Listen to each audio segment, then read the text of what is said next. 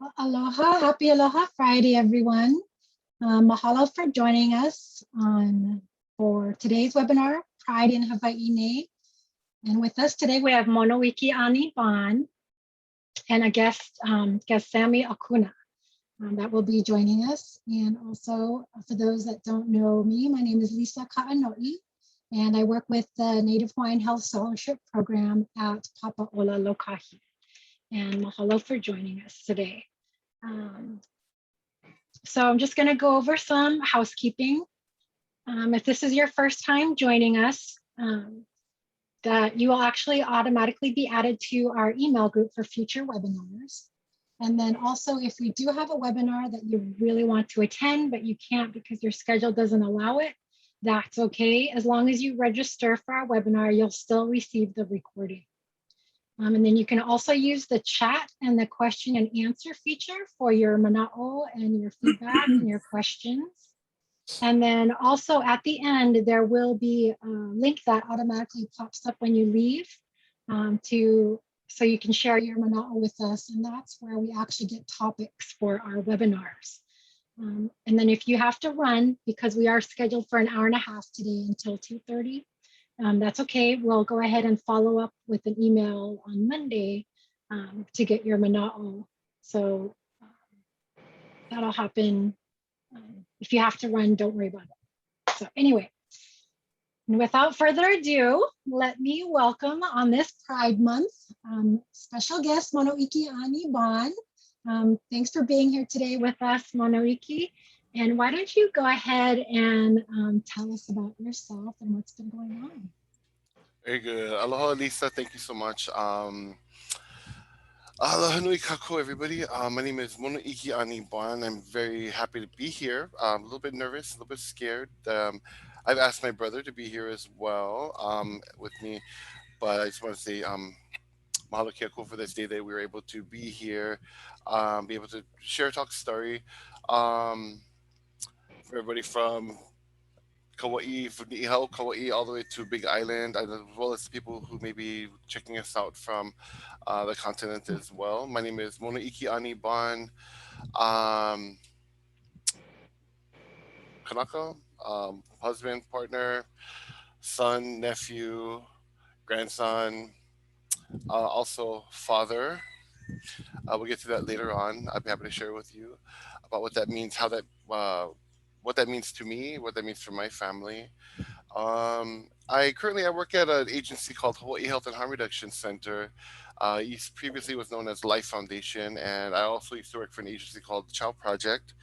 Um, I've been there for about with our agency, I've been there since June 2000, June 13th, 2000. So I'm really happy to be a part of the community that I work with, and also that I live and I don't say play, but I live and work in the same community. It's very interesting dynamic, especially when you're working in community health. The Hawaii Health and Harm Reduction Centers. Um, our mission is rather long and a bit and complex, but not complicated. It's very straightforward and very easy to understand once you've got the almost a paragraph of a mission statement, but it's very comprehensive, and I believe that we mean every single word of our mission statement when as we put it forward into our community. My primary goal, right? My primary what is this called? My current role right now is I'm a mobile medical unit coordinator, which means that we've got this mobile medical unit. It's a big Nissan NV 2500 van, excuse me, that we've upfitted to serve the needs of our community in both in Honolulu proper as well as our rural and outlying areas of Oahu, including Haleiwa North Shore, Wahiawa. We're going to be exploring and expanding into the Waianae Coast, as well as Ko'olalo and Ko'olaupoko as well. Thank you so much, Lisa. Right here is a recent picture that was taken from the Star Advertiser, us in our van. You'll notice it's very brightly colored, very brightly decorated. The artwork for our mobile medical unit, which is we just call Ka'alave Pono, the car that delivers wellness and health, was designed by our prep coordinator. His name is Colin Koshimizu Agbayani, and it was designed based on a Tokidoki. anime-esque kind of the style of artwork to make it more appealing to people, something that's warm, something that's welcoming. Not quite monopole, man. That's not where we're going with that. But we did want people to feel that our MMU was approachable. And so also just a kind of bright, sunny. I wish I had more of the artwork. I should have thought about that. Okay, going for the next time. Where we show that we're meeting the community where they are. They don't have to come into us. If they can come into us, it facilitates delivery of services. But when we're in their backyard, we are their guests. They're in control. They have they can take what we're trying to put down and share with them, or they're okay to leave too. That's fine. We just want to be there for the community. Previously, in my previous incarnations of what I do in my role with Hawaii Health and Harm Reduction Center, included HIV testing, hepatitis C testing, connecting people um, with care, case management. One of my favorite things that I used to do with my agency was called Utopia Hawaii, which stood for the United Territories of Pacific Islanders Alliance in Hawaii.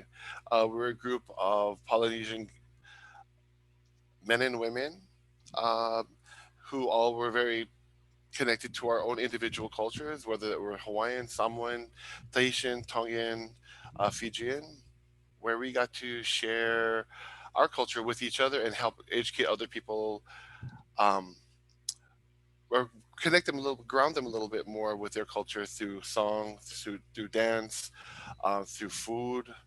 And then we utilize that platform to help the platform of Utopia Hawaii to bring about education and understanding about HIV, how it's transmitted, how it's prevented, um, and how to have a discussion on HIV, which helps reduce stigma around it. But it was a really good, fun time of my life, with just being able to hang out with my brothers and sisters around our culture. Joining us today, we've got a very dear friend, so much of a dear friend that I consider him more of a brother than just a friend, is Sami Akuna. And Sami has been a friend for nearly a quarter of a century. I think he's now 35 years old. And 31. oh, 31, excuse me. Thank you. Excuse me. Yes. Um, and he's affectionately known in our community as Coco Chandelier, but we'll go back to Sami today until Sami feels ready to go ahead and disclose that his. Oh, Oh, yes. So, Sami, would you go ahead and introduce yourself, please? aloha kākou. My name is Sami L.A. Akuna. The L.A. is actually my Hawaiian name. And the L is my Hawaiian name, and the A is actually my Chinese name, because my grandfather's name, which is Apiu. But then my actual Chinese teachers, they actually call me Abiao, which is a kind of a translation of my Chinese name. Yeah, I'm here in Paува'a right now, where I have been residing for the past 18 years now, in this humble abode of mine. And I love it here. I'm actually going home to Hilo tonight to celebrate the Pride Festival that they're having there with our sister agency, which is now branded under a new name, which I actually don't know what that name is. I believe they call it Kumukahi, right? Health and Wellness? Yeah, Kumukahi Health and Wellness. Sure. We'll go with that. Okay. Which is under the direction of Tui Silva. Yeah, so I'm going over there to kokua my time with their health booth tomorrow at their Pride drive-through that's going on. So if you're in Hilo tomorrow, we'll be down there. I think it's on Aupuni Street. Oh, there it is. Yep. They see you're and that'll fantastic. be from 11 to 3. 11 to 3, and it's a drive-through, so you can drive through. You can throw tomatoes at us or coconuts. If you want to throw a plate lunch at us, go right ahead. Throw a pineapple, I don't care. Maybe throw some ice water because it's going to be hot tomorrow. But yeah, that's me. Mahalo. So I just want to open it up to our what do you call attendees. If there's any questions or things that you want to learn or hear about, there's lots of topics to be covered. And so in the meantime, Monoiki is going to talk about some things, maybe some things that resources out there for us to help support our LGBTQ community. And I know one of the questions I have is, about the whole thing about pronouns and stuff, like trying to be sensitive and aware of that when communicating with folks. Okay. Um, Coco, what, any in terms of well, I'll Yeah, you want to talk about that? of course. Thank you. So I guess me and Mono, we come from a generation where pronouns weren't as prolific in our identification of oneself. I think a perfect example of verbiage that still is prominent in our vocabulary or our vernacular is the word or the term sex change. That could be deemed as offensive now or not appropriate. But for us, from our generation growing up, sex change was a word that was heard often in regards to sexual reassignment surgery, which now has turned into gender reaffirming. And it has gone through this kind of progression of the word itself. And so when we look at pronouns, I simply identify as whoever I am is in that space, in that moment. And however people wish to address me, it's not something of importance to me. Being that I kind of shape shift. Yeah. right. Yeah. So the he, she, they, them, him, her pronouns for me as for myself is not necessary. But I guess in some spaces for people that approach me that would like to be addressed by those pronouns, then that's not an easy fix, but that's easy on my part to address them as such, or they as such, if that makes any sense. I'm not sure if Mono kind of wants to touch upon the pronoun movement. Definitely. Thank you, Coco. In terms, so I for me, I'm a cisgender male, which means that I was assigned male at birth. I identify as male. Now, I for me, I mean, these are a lot of I statements because this is just from one person's perspective as a Kanaka who is gay, who is born cis male. That's a short term for cisgender male, the sex you were assigned at birth. I did drag. So not to me anyway. I never did drag. I never dressed as a woman to offend or to make fun of. No, it's just that for me it was like to elevate this, like, wow, I find women to be beautiful, like, oh, she's so pretty. That's where it's gonna go for me. Admire the beauty, elevate the beauty, elevate femininity, and so especially in like Coco mentioned, or Sami mentioned earlier, in our generation, pronouns are very interchangeable. As Kanaka, the word for that person over there is Oya. Yeah, and I'm not trying to own it all of a sudden. It's like, no, we kind of always called each other, hey girl, hey sis, hi brada. Either way, whether you were mahu or whether you're a male to female trans person right now or you're female to male trans person always, we just call each other hey girl, hey and it's I don't know. Maybe I've complicated things a bit more. I probably did. Sorry about that. But in terms of like in professional circles, especially in more progressive circles, we see people putting their name, their title, and their pronouns in parentheses. He, she, or he, him, his, she, her, hers, or they, them, theirs.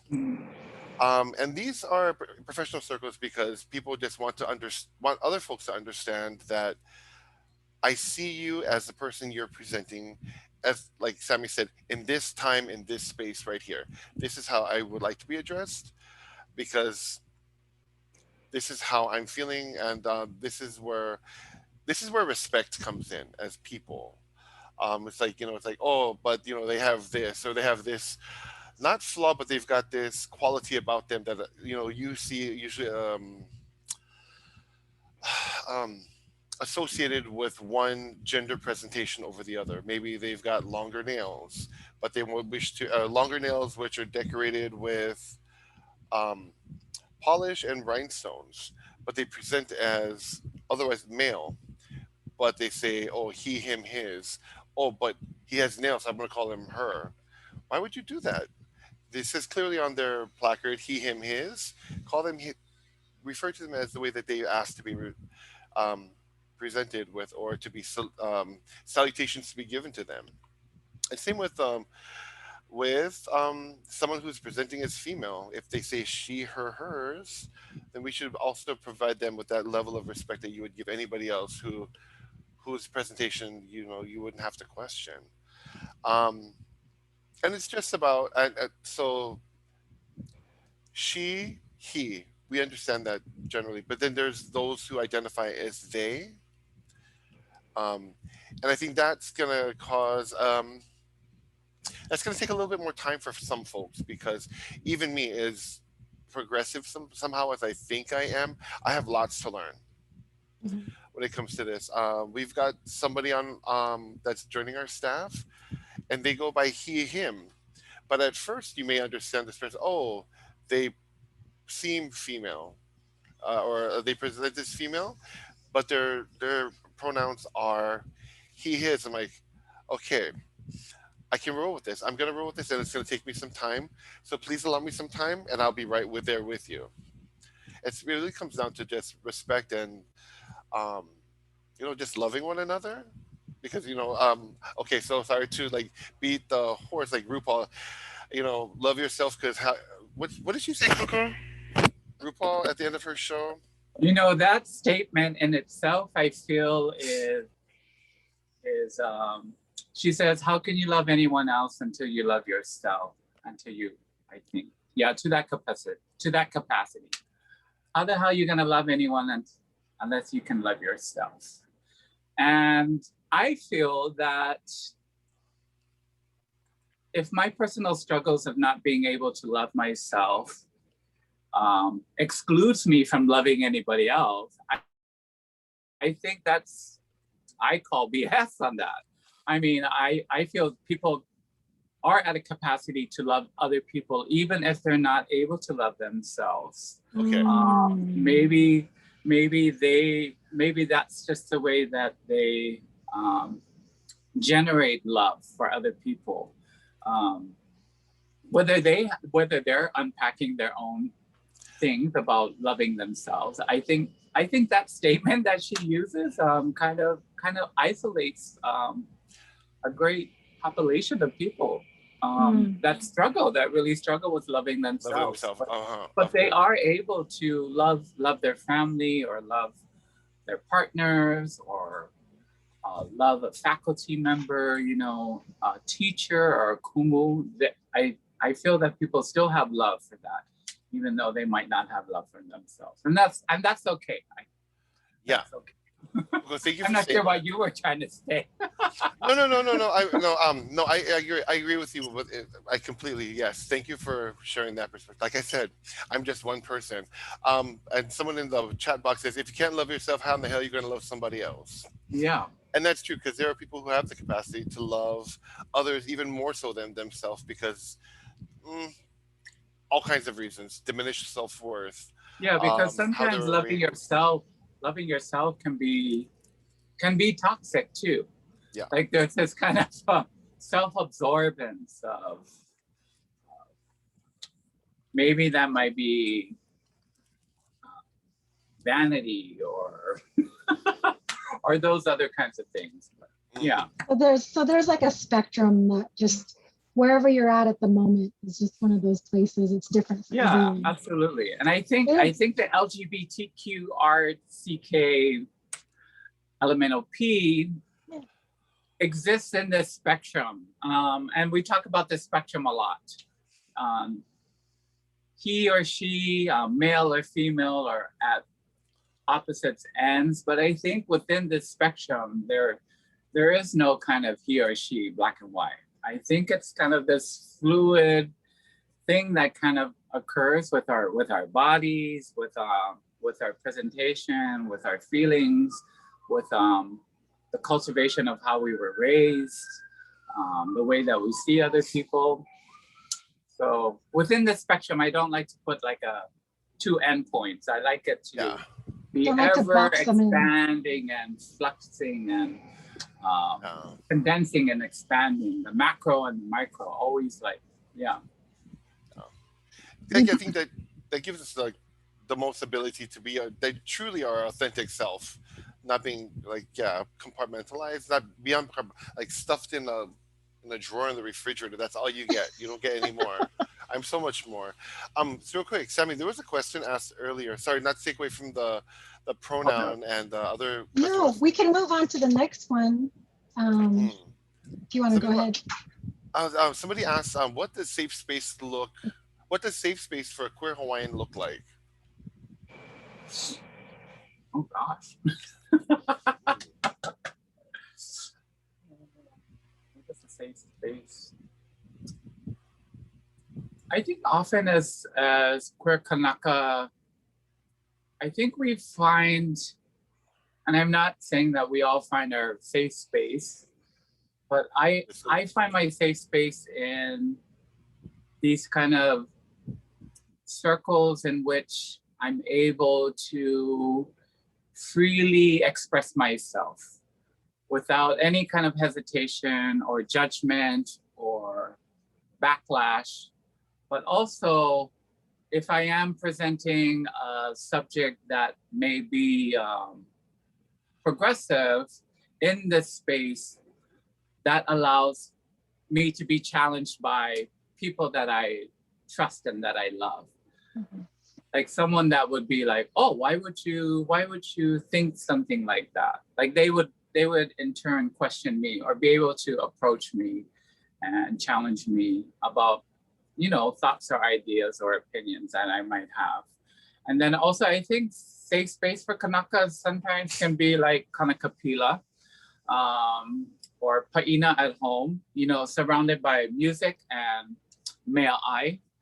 I think when we look at other Polynesian cultures like the Tongan culture or the Samoan culture, I think although it's kind of reserved more for male, the male persona, the Whaikaba ceremony, I think is kind of like this safe space where cisgender males can go and express themselves and, have this kind of conversations without being kind of judged or, I think Mono, you can take I'm still kind of processing these. Yeah, the question, I think, in today's day and age, well, let me just throw this out there. So I was actually born in California. I was born and raised in San Diego.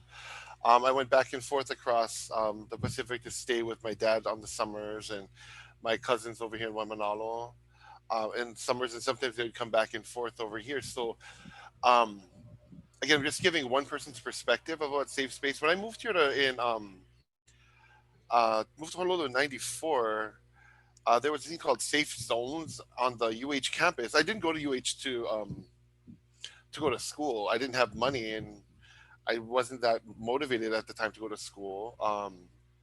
I was 21 at the time, but you see these things like safe zone stickers, like this is a safe place to go, because I think you need it a little bit less now, but back then I think that was really important for queer, and maybe we can have a discussion about the word queer in a moment too, because queer to me means one thing, queer to kids, to people of this generation right now who are in between 18 and 24, it means something else. To Opio, queer may mean something else to them, but definitely to people in my mom's generation, my uncle's generation, queer means something completely different, a word that you don't even want to touch because that comes with violence, denigration, anger, like the furrowed forehead like this. That's what the word queer means. So and it took me a while to get used to the word queer because I was like, Smear the Queer is the game everybody played. But that's the queer. You smash them, you get them into the grass and try to hurt this person. And now it's something that that I think people, especially in the LGB um, alphabet soup and T, have reclaiming their space, reclaiming their pride around that word, which just means that we're just a little bit different. That's what I think that kind of means now. It doesn't mean like really far out there on the fringe of anything. It just means a little bit different. Maybe not quite the heteronormative lifestyles. So, what does a safe space mean to for a queer look like for a queer Hawaiian?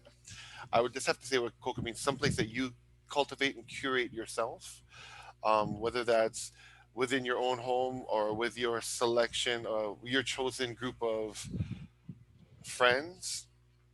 It could look like that. Whatever it is, somewhere where you can, like Coco said, or Sammy said, have those kind of challenging and difficult questions. Like, what do you mean by that? Why would you say that? And like really find out, like, are you saying it to be funny? Are you saying it to mean to get a reaction out of somebody? Or like, let's really look at this critical. Let's look at it critically. But like over, a couple of rock sides, girl, what do you mean by that? Do you really hate them like that much? It's like, wow, you really don't like Coco. What kind of food do you not like? Spam and cilantro. Oh my god. Yeah, something like that, where you can have like, what is it about cilantro you don't like, Coco or Sammy? Um, I mean, those kind of things where you help a person grow. You don't ask from a place of disrespect. You don't come from a place of judgment. You just come from a place of trying to understand the person a little bit more and help them be clear about what they want as well. I'm guessing. I'm guessing. For me, that's what that means. So mahalo for that. So your description of utopia identifies individual Pacific culture as a focal point for coming together.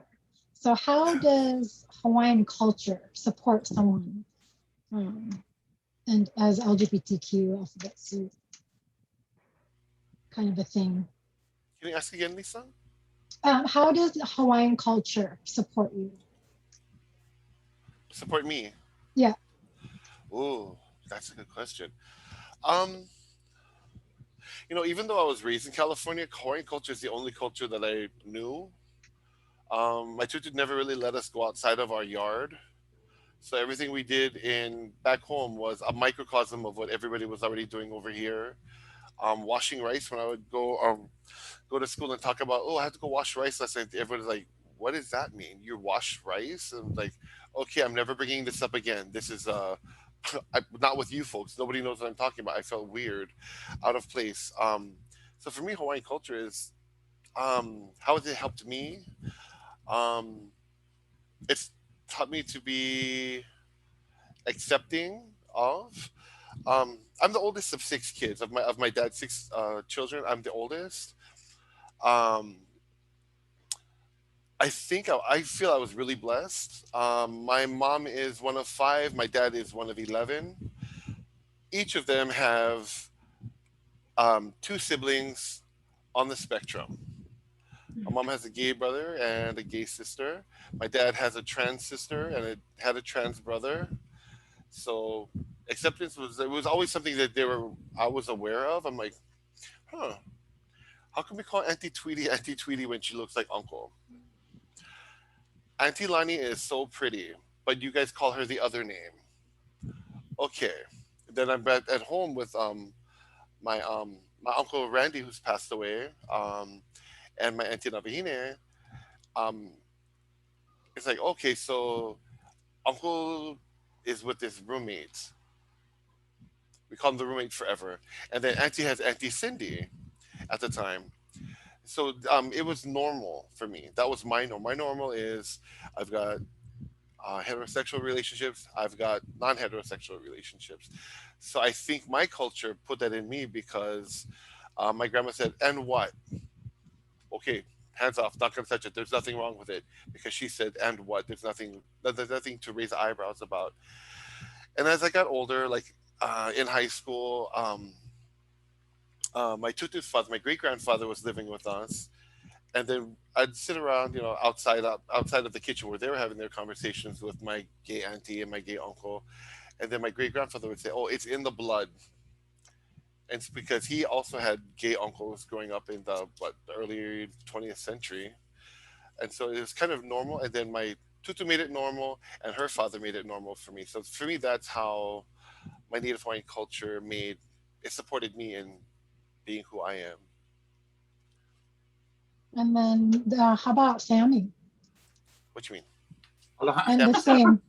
I think a very good example is when Kumu Vicky Tatimini had Yeah. approached us a couple years ago for the Pacific Arts Festival, which was supposed to take place last year, 2020. It's a big arts festival where it gathers all the Polynesian cultures. The last festival they had was in Guam, and we had over 75 contingents representing Guam, Fiji, Aotearoa, Samoa, Tonga, Marshall Islands. There were just so many beautiful representation. And she had proposed to us this kind of recognizing of us in a space where she had explained to me, or had pointed out, she's like, "You guys are always doing hair, always doing makeup, making people look beautiful, going and making costume, doing choreography, creating sets, just doing all this, all the hana, all the mahi that needs to be done to make things work." And it kind of reminds me of how we look at mahu in Kanaka culture, where mahu kind of were the ones that went between the roles of wahine and kane. They were able to fish and hunt and eat and make the imu or the umu, and they were able to occupy all these different spaces where at a time wahine and kane weren't allowed to mix, or they weren't allowed to do this job. Kane couldn't do that job. Wahine couldn't do this job. They couldn't go into these spaces. But mahu they were all over in these spaces in every little nook and cranny without any question. And what Kanaka culture also does to support us is we always had a place in our community, in our village, in the ʻiwi or the hapu. We always had our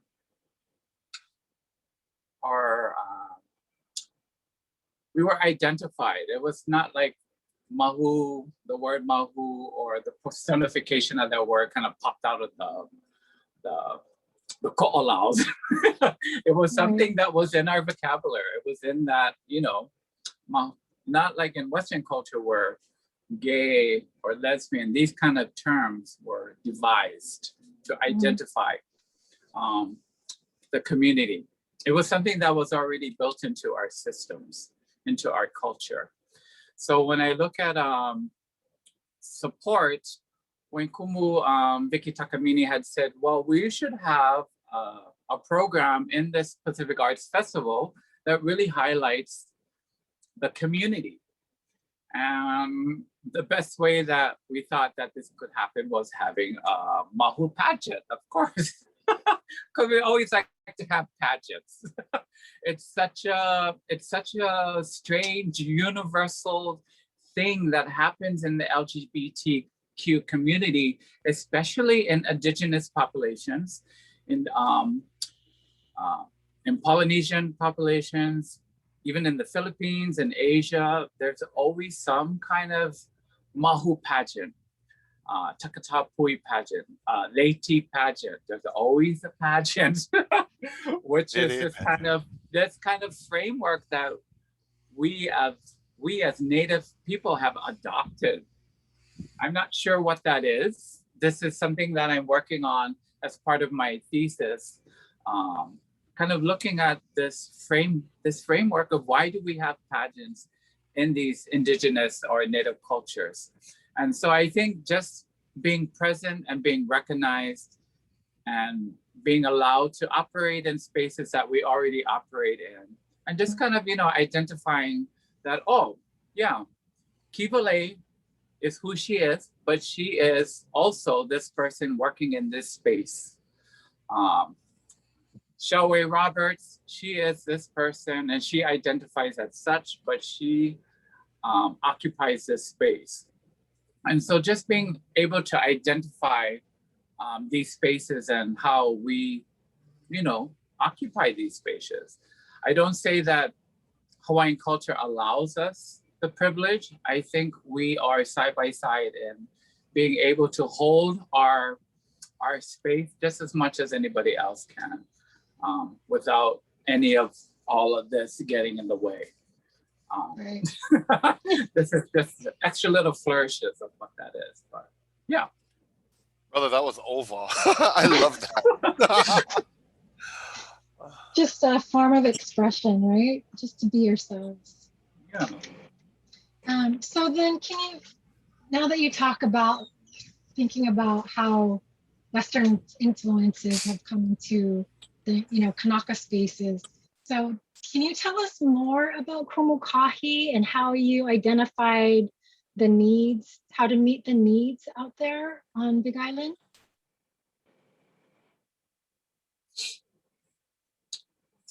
I think,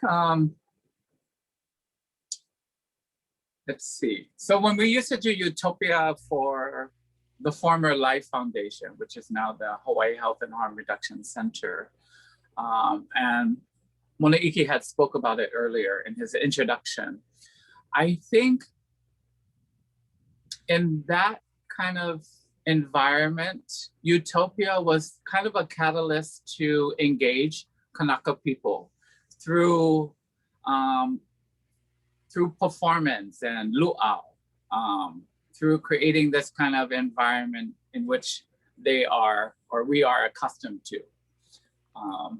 I think if you can share food among strangers, you immediately become friends and able to exchange thoughts and ideas and opinions more freely, as opposed to entering maybe a kind of a caucus or like a debate. When we look at these spaces that are Western driven, like university, the workspace, there's even discussion about professionalism in workspaces. What is professionalism? It's just another means for Western thinking and kind of compacting their ideas and it's like colonialism, this idea of professionalism where, oh, you can't be professional if your hair is long. Oh, you cannot be professional if you have a beard. Oh, you cannot be professional if you have piercings. It doesn't matter what I look like. It doesn't matter what color my hair is or how long or how short it is. What matters is, am I proficient? Am I able to do the work that is given to me? Am I able to finish the job? I'm kind of attacking all these different things. And so with Utopia Hawaii, what we were able to accomplish was have a luau. It was a basic, easy basic thing. Have a luau, invite community members to come in a non-invasive way. Let's teach them about condoms, safety, and that was done through Auntie Maria Lani, through this kind of character that was, which was curated by, one of Hawaii's Foremost. most beloved and famed replicas kind of characters, and using that as a means to teach people like, oh, this is a condom. This is how we put the condom on. We're putting it on the chicken, and then we're, putting some oil or lubricant on the chicken, and then we insert the chicken into the dark space, that dark hot space, or the oven, and then people in the audience who may be conservative, they can look at this kind of little sketch and be like, oh, that's funny. I kind of learned something about something that I might not have known about before. And then I think we also had leaflets at that time, which was kind of, on the table where people, if they wanted to look further, they could take information home with them, or they could reach out to us. And I think it was done in a way where it's not like, you're gonna come over here to this convention and we're gonna teach you about health and safety and all of these things that we're just kind of throwing to you. But in this kind of cultural environment, we can sit down, eat food, watch a show, share some information, and it's not seen as aggressive. As I think as Native people, sometimes this aggression kind of puts us off and shuts us down. And we're not aggressive people in that sense. So yeah. And I think, so this organization in Hilo, I think tomorrow what we're doing is in the booth, we're just gonna have a grand old time. We're gonna have a little shows. Me and my sister Harley Davidson are gonna be performing a couple numbers and just sharing our aloha. And then hopefully if people want to engage us, we can, give them information, and so that they have somewhere to continue that, following that information too. Yeah. With flying plate lunches. Yes. A vegetarian laulau. Just throw a vegetarian laulau. Oh, mahalo for that sharing. Again, anybody want to ask any questions? We do have one in the Q&A about Mary Monarch. Did you see that one, Monoiki?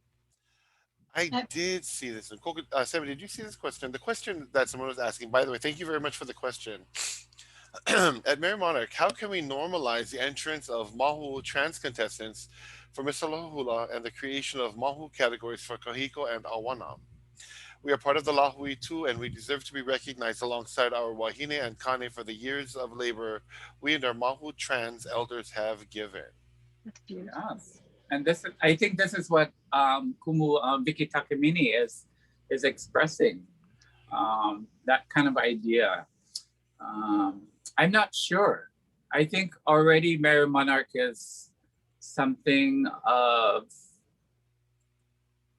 conflict for people, whereas before it used to be kind of a festival to kind of, show our strength, show our mana, show our power, show our agility and flexibility. But now it's kind of become this commodification of what hula is. This is premier hula. This is the epitome of what the highest standard of hula is, and that's okay. I still feel, and among some of my peers, they feel like it should be free. It should just be a free event that anybody can come and enter. And we always talk about the Hawaiʻi Night and how that energy that you feel in Hawaiʻi, it's very different from competition night.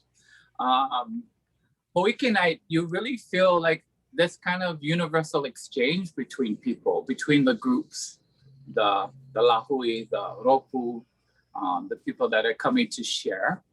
And I feel like if that concept or that energy was placed into the rest of the Mary Monarch Festival, I think it would elevate. I think it would inspire, and I think it would also create um, actually more critical thinking about what hula is and what that festival represents. Um, I'm not a professional on Merry Monarch or the art of hula, but I do feel when I talk with some of my peers that there is conflict in this festival, and I identify with what they're trying to express to me. And so any opportunity when it comes to Merry Monarch, I always try to convey those thoughts and ideas on their behalf because, yeah, I mean, I know the question was posed around the elevation or identification of our Mahu community, our Hawaiʻi Nei and Ho'okane. So I don't know. I think I'm just gonna leave it at that because, yeah, that's Yeah, that's a really good question. I think about that because I'm in the hula world. I'm behind the scenes though, and I do see the longing in the eyes of my sisters that would love to get on stage and dance alongside of their cisgendered sisters as well. Um, and yeah, so it excites a little conflict. How do we do that? I don't know. It's someone's I'm not gonna say it's someone's it's a business. It's their I don't want to. I'm not gonna say anything negative about the marijuana because I have so much respect for them. Um, but that's their game. That's their Juliana. That's a great. I love that. I'm struggling with even just talking about that a little bit. But yeah, that's a great question. Something all of us, everyone should have discourse. Just have some constructive discourse around that on an individual level, and then bring it to groups and just yeah. Thank you for asking that question. And then there's another question about, the location for the event tomorrow on Hawaiian. Oh, Coco, Sami. actually, I think it's Aupuni Street, which is actually where all the government buildings are. It's actually close to the Lagoon Center. I think it's just that little driveway that cuts through behind the former, the Kaiko'o Mall. Gosh. Yeah, it's above Waialoa Park. It's kind of in that area. It's like in that business area. I know if you look, I don't have it with me. But I know it's from 11 to 3. And you're basically driving, I think it's Aupuni Street is actually the street that it's called. And it's right there by Long's Drugs. It's where all the government facilities are. Lagoon Center is right there. It's on that street as well. Yeah. Hello. Maybe I can pull it up while you guys answer the next question. What elements? Go ahead. Go ahead. So you can read them. Oh, what elements of American LGBTQIA+ culture are beneficial and not so beneficial to Mahu culture, in your opinion?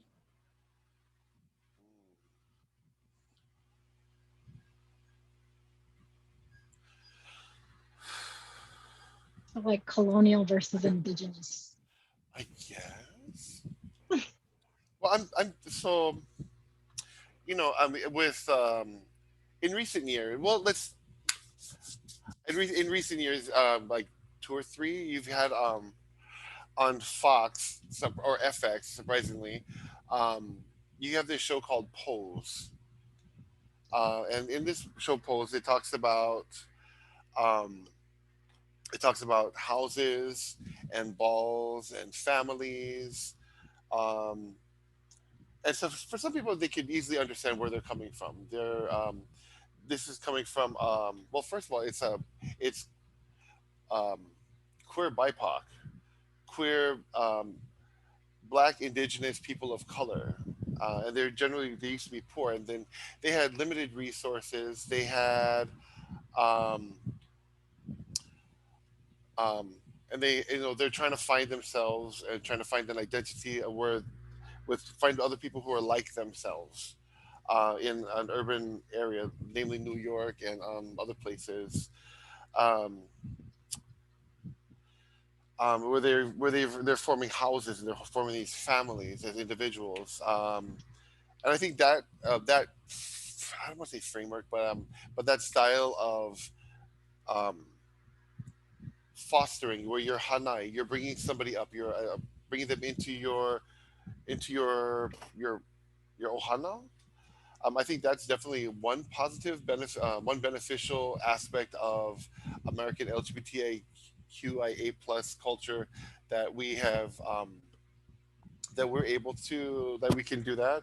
An example for me is uh, Sammy made an allusion earlier to two people in my family, Shelray Roberts, who is my queen mother, and Kiva Lay, who is my sister, my queen sister. Um, where Shelray has helped to like kind of form of bring us into her family and into her peers, where she's like introducing us to people where we can help contribute to our Mahu community over here in Honolulu, and by extension by people that we find who are like kind of lost their way or may need a little bit more guidance.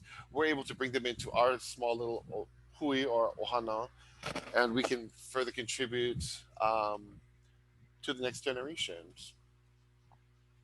Now, not so beneficial, I might have to think of for a few more minutes. What about you, Sami? Can you repeat the question? Sure. What elements of American queer culture are sorry, I'm paraphrasing Oh, yeah. queer for LGBTQIA plus culture. So what elements of American queer culture are beneficial and not so beneficial to Mahu culture in your opinion? Oh gosh.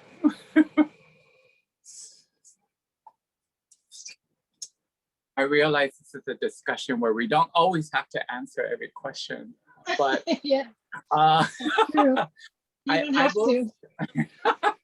I will say that it does, and this is also because of the circles that I um, sit in with my peers. I think one of the question was pride, um, gay pride, and this idea of pride and how it stems from the physical action of a Afro-American trans woman in New York City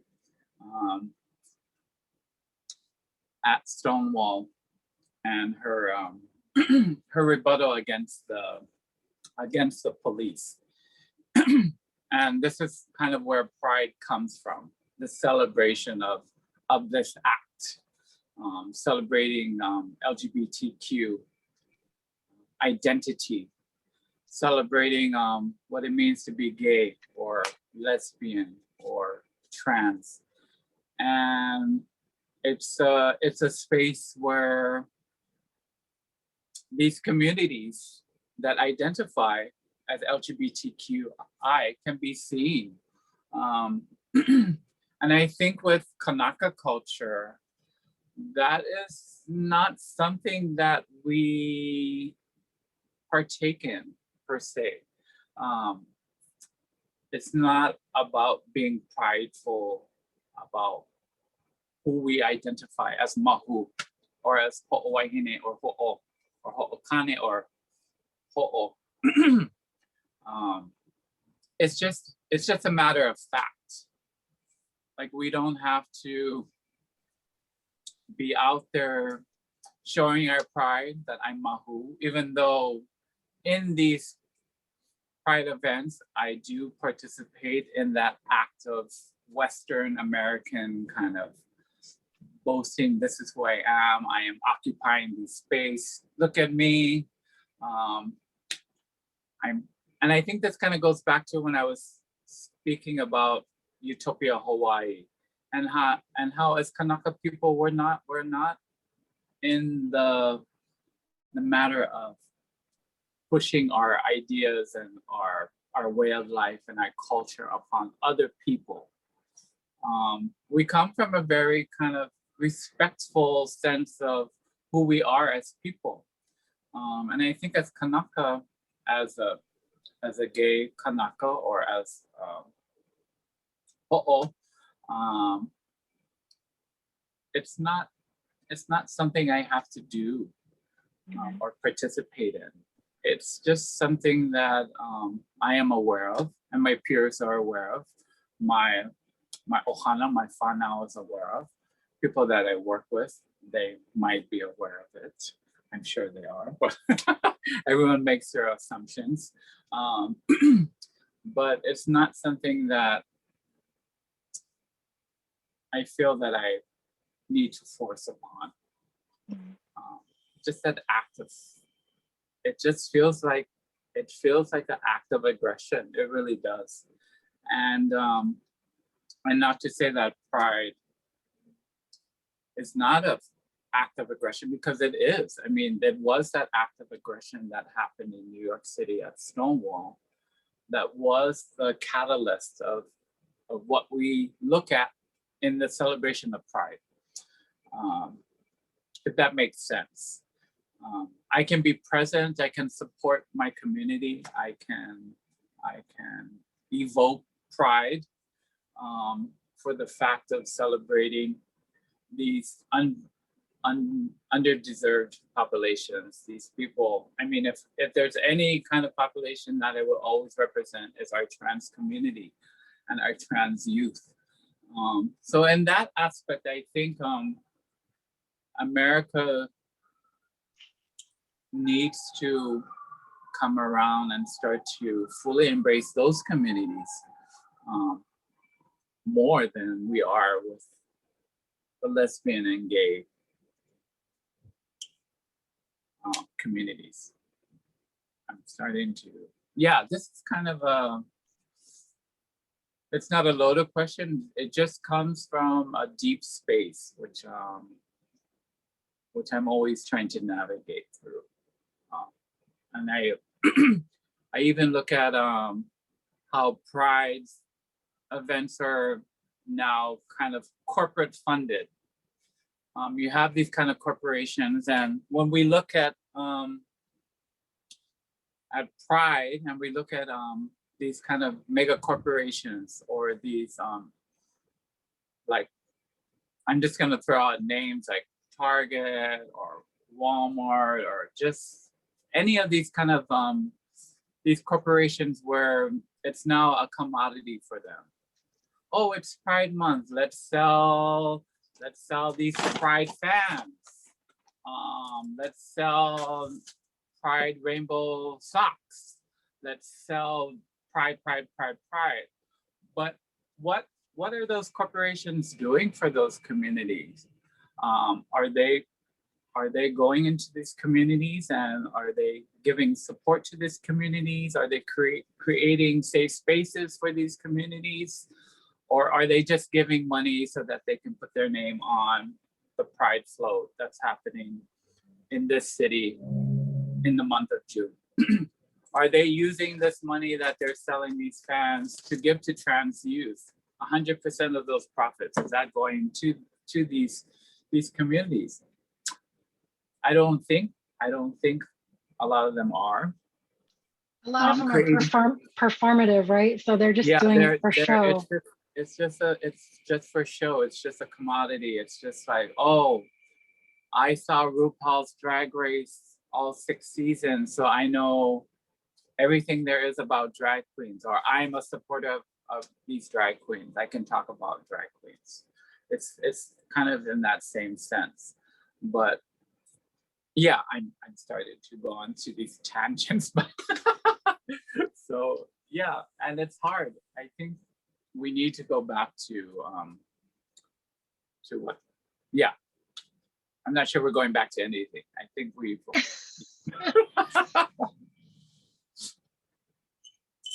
Oh, Mono, I can't hear you. Thank you. Can you hear me now? Yeah.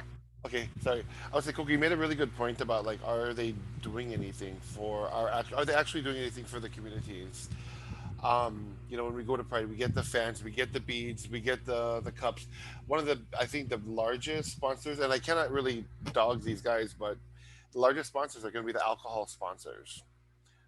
They really want people to consume their product, and as a bartender in Waikiki, I can say, hey, yeah, they do. They give alcohol. They want people to buy their alcohol, but they, what do they spend? They spend a drop in the bucket compared to on swag, they call it, hats and glasses and beads and stuff like that. But where can people make a difference? Um, they can make a difference in these. Thank you so much, Lisa. In these organizations that are really trying to do some Sukako and Kokua, our community here in Hawaii. I put together a list of some of these agencies over here, and unfortunately for people who live on the neighbor islands, Kalamai, um, it was an oversight on my part. This is very Oahu centric, and I know oftentimes when we're doing things, we all.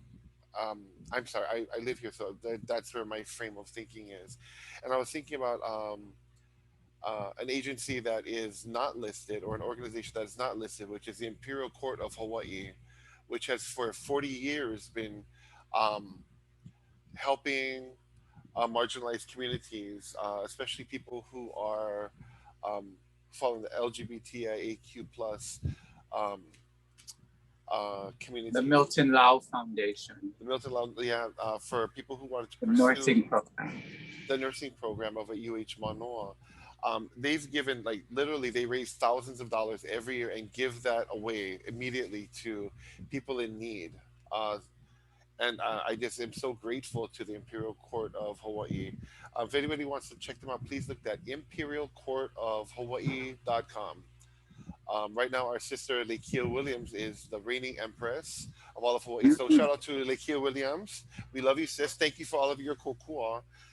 Um, and also, I have to say, Hawaii Health and Harm Reduction Center, we've got a trans program, excuse me, a program for trans folk. It's called the Ku'ana Project. Ku'ana means older sibling.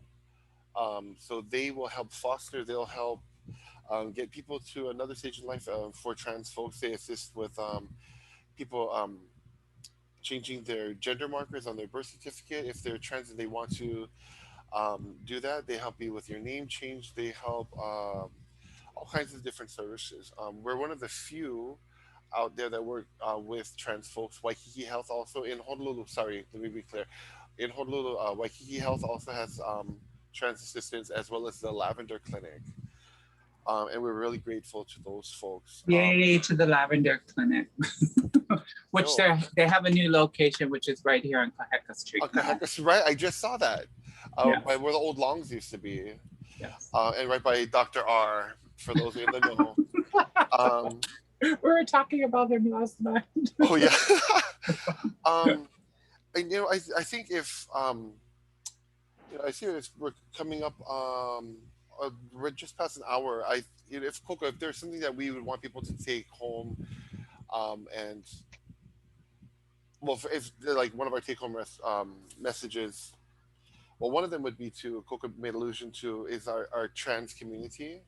Our trans women are dying every day across on our planet, and especially in the United States, and they tend to be BIPOC, Black, Indigenous, people of color who are dying. Our trans women who are Black, Indigenous, or other people of color, they're the ones who are dying. They're dying violent deaths, and if there's a way that we can support them, let's start supporting right here at home. The Ku'ana Project is definitely one. The Imperial Court of all Hawaii is another one. The Lavender Clinic is another one. Waikiki Health. These are agencies that are helping to elevate not just the visibility of our trans community, but they're elevating their health and making a safer place for them to live in Hawaii. And so I'd really like to give a shout out to those communities. If you need more information, please reach out to me, and I can definitely connect people with that. And we can email the list to all our registrants of all those organizations. And then also this year, you're coming up on your 30th year of the AIDS Walk. Is that right? That is correct. Yes, we're coming up on 30th year AIDS Walk. And so, like we mentioned earlier, Hawaii Health and Harm Reduction Center is the rebranding of Life Foundation and Child Project. And this is our 30th year of AIDS Walk, and we're doing it all virtually. People are raising funds from across the state, as well as I've got family in San Diego who've put an AIDS Walk team together. I haven't checked the status because I trust they're doing great. So, Coco, mom, thank you for Coco. Um, yeah, you can check it out. HHH, oh, AIDSWalkHawaii.com, I think so. Oh, I should know that. Nikos, please don't quote me on that.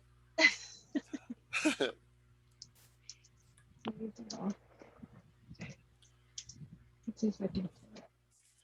How And are we? let's see.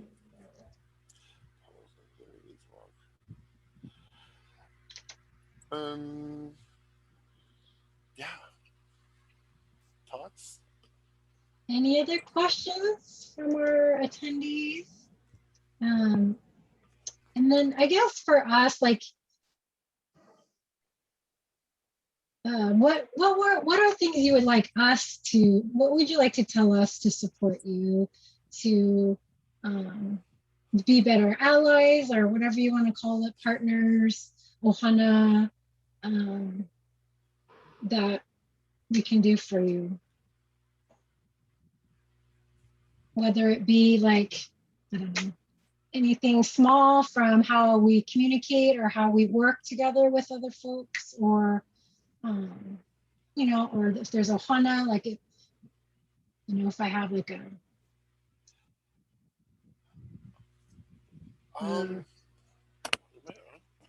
Okay, she's on. Sorry, my dream. like I'm sure. I think Go ahead. My dream is that that we kind of would return to a sense of who we are as a people. I think with the invasion of the British and the Americas, as they do, they really, really strip away all the beautiful things that make who we are as Kanaka. And I think there's been so many, well, at least over 250 years of colonization here in Hawaii.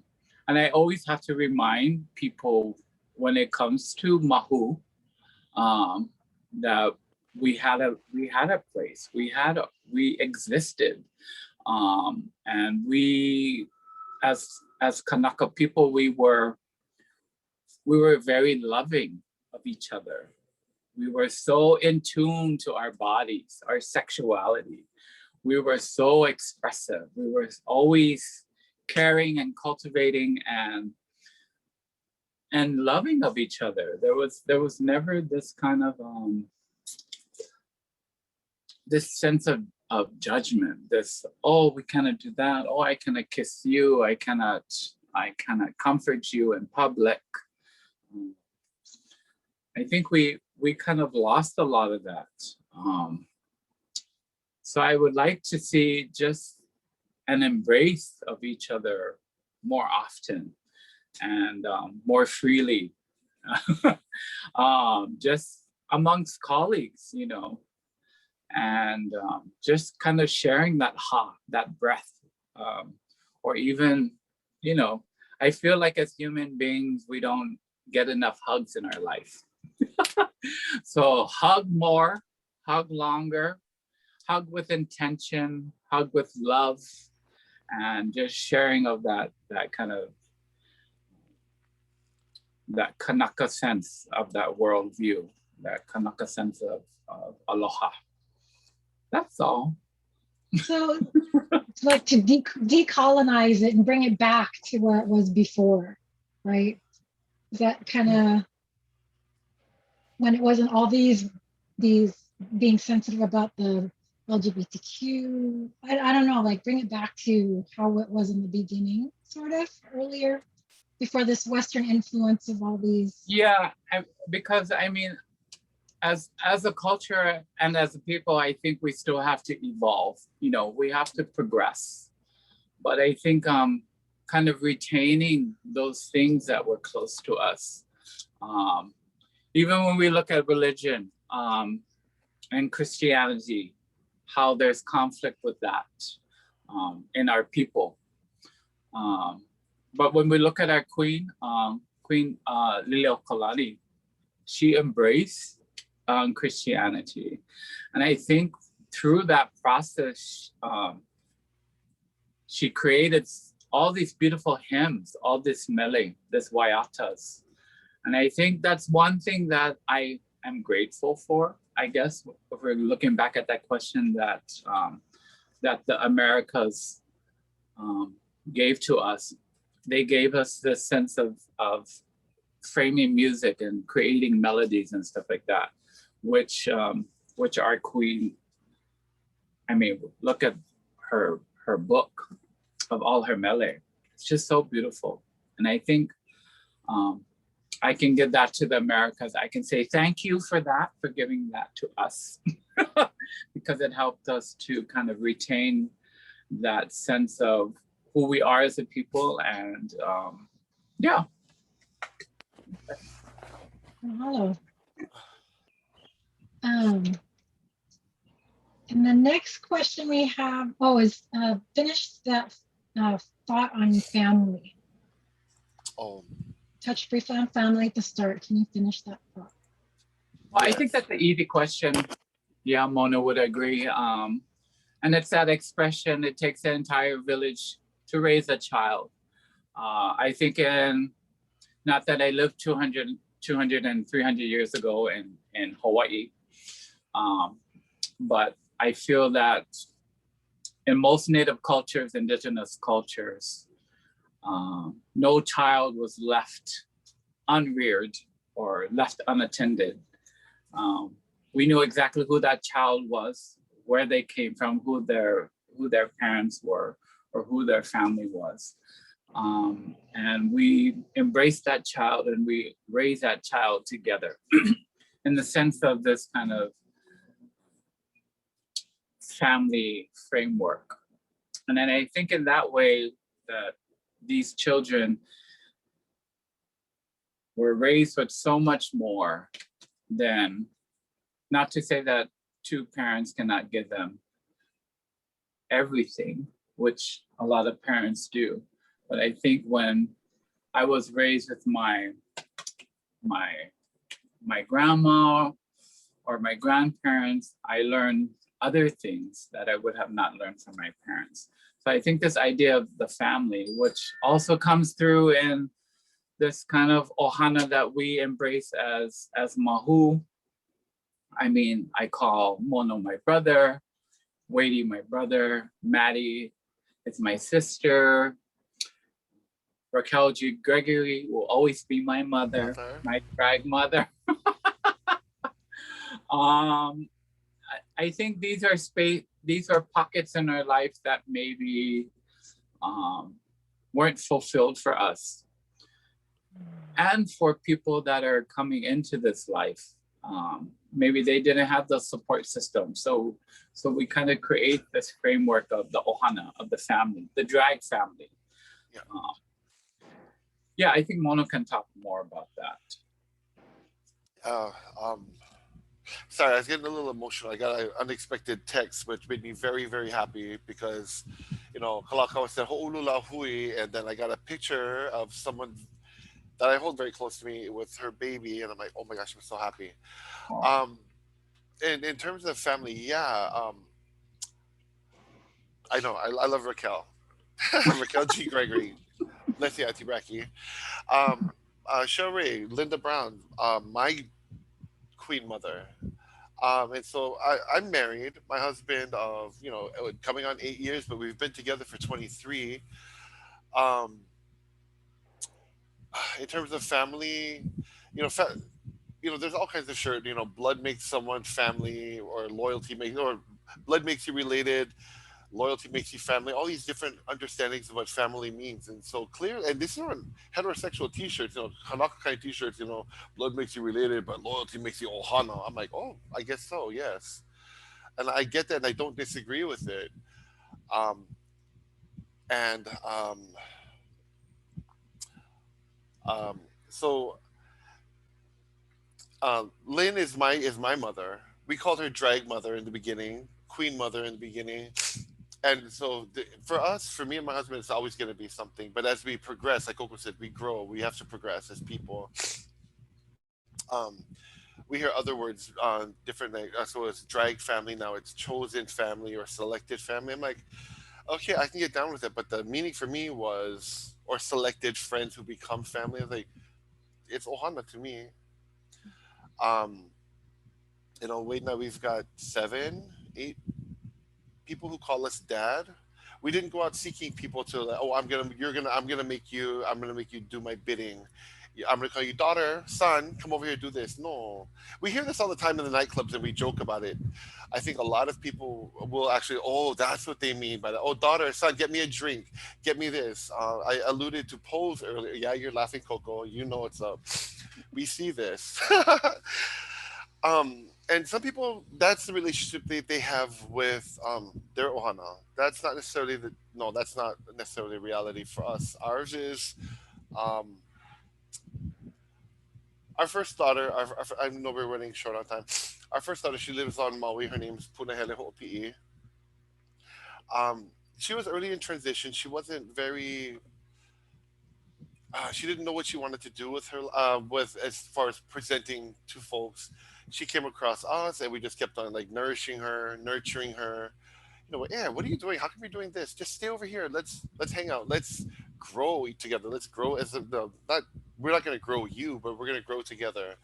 And from the interactions, the love that we shared with her, she had this little workshop on Maui one time with about 8 or 9 other aunties who were Mahu, and she flew us up, and she was telling these women, these are like my fathers, because I used to go back and forth to Honolulu, and always my head would be down. And because I felt better about who I was, I'm a woman that I could present as I'm a woman, but I know I'm Mahu, but I'm a woman. I walked through the airport with my head held high, and I just started crying. So I'm like, I didn't do anything with that. That was you. It says, no, no, no, no, no, no, no. This is you.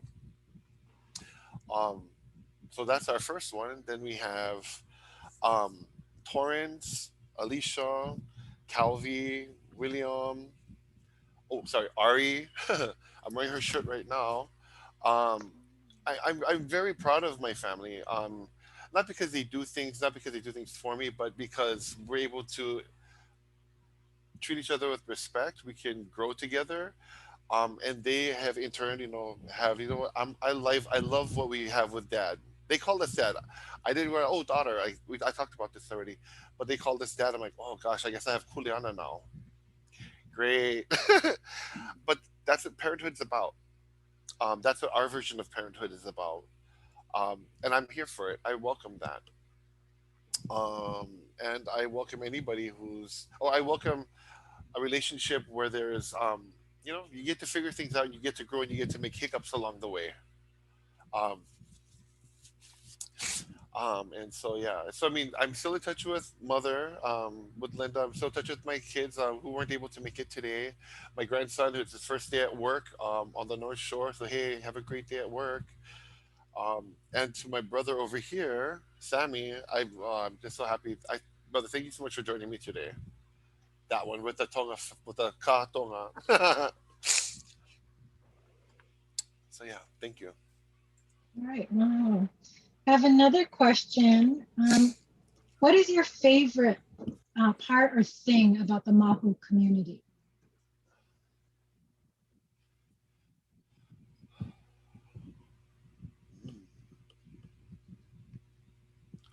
Everything? I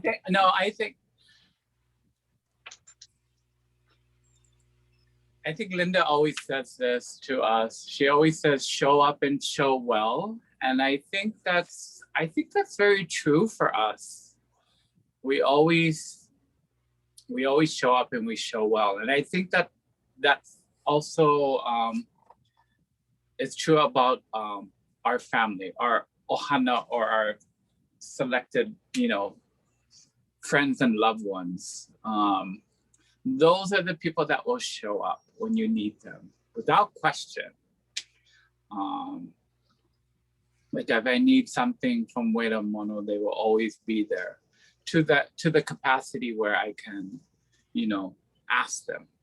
And if they cannot provide, they have enough respect to tell me that, oh, cannot at this time, or we can, they can provide me that means to find whatever I need to, or get, or whatever I need. So showing up and showing well. I mean, whenever we do show, whenever we go to kopua, whenever we have to be there to support someone's, health, we just have to be there and just be supportive. So yeah. Something along that line is, in terms of support, is helping people to develop a thicker skin by I don't know. I'm trying to say encouraging growth, like what is it called? Like the crab. The crab sheds its shell to get a new shell because it's growing, and it's painful, right? It's like slithering out. It's not fun for the crab, I'm sure, because now they're vulnerable, completely vulnerable, and it's so I think amongst in the gay community and the LGBT community, in both families as well as outside, we nudge each other. Come on, you got to grow. Come on, don't let the water off a duck's back. Never mind, let it go. We hear things that it's hurtful at sometimes. Like, when I can't take away the pain that person inflicted upon you by those words, but I can help you get past it. I don't know if there's an equivalent in the non-rainbow world, other than, yeah, you got it, yeah, never mind them. But it's like, no, you know what? Own that pain. It hurt. Cry. Okay, you're gonna own it, and you're gonna be big. So to toughen up a little bit more in a different way than someone's father or mother or cousins may have done, because you can't do that sometimes with your the family which you were born into. So I like that part, because I got a lot of that, because I thought, ooh, I was taking it personal and said, you know what? Yeah, maybe you deserve that. Then I'm like, wow. I was just trying to have fun over here, and I got that. No, I don't deserve that. I said, well, then show me you didn't deserve it. Grow up. Thank you. Love you, mother. Linda.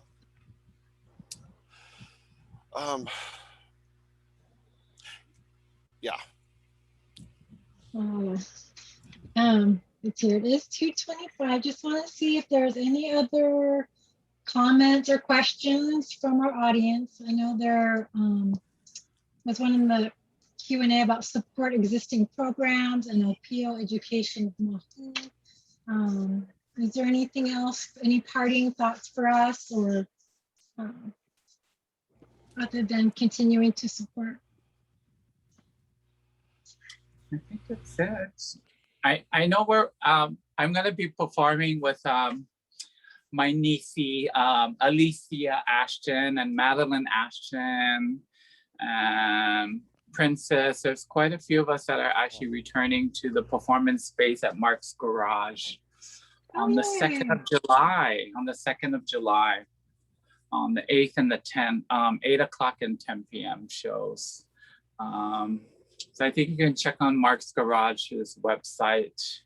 We're only there for one night on the 2nd of July. It's the first Friday. It's a great cast. There's like 10 of us that are performing. So come down, check it out. My sister Marina Del Rey, who's also from Hilo. We're from Kaumana. We're the Kaumana sisters. Oh, nice. We're both performing. We're the two oldest goats on that show.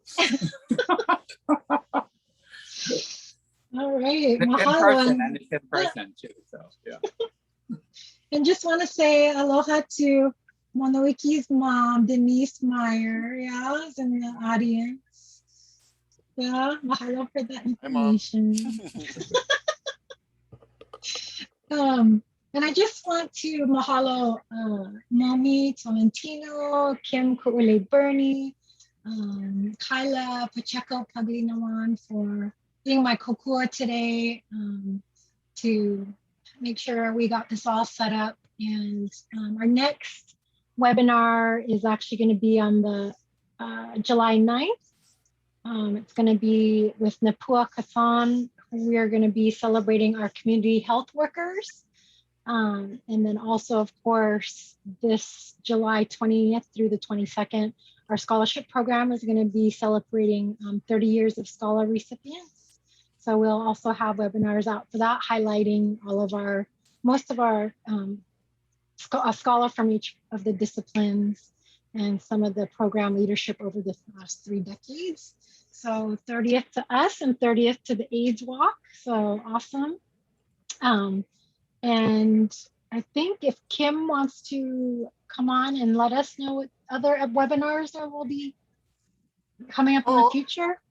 Mahalo nui, Lisa, and I so enjoyed your talk story, Monoiki and Sami.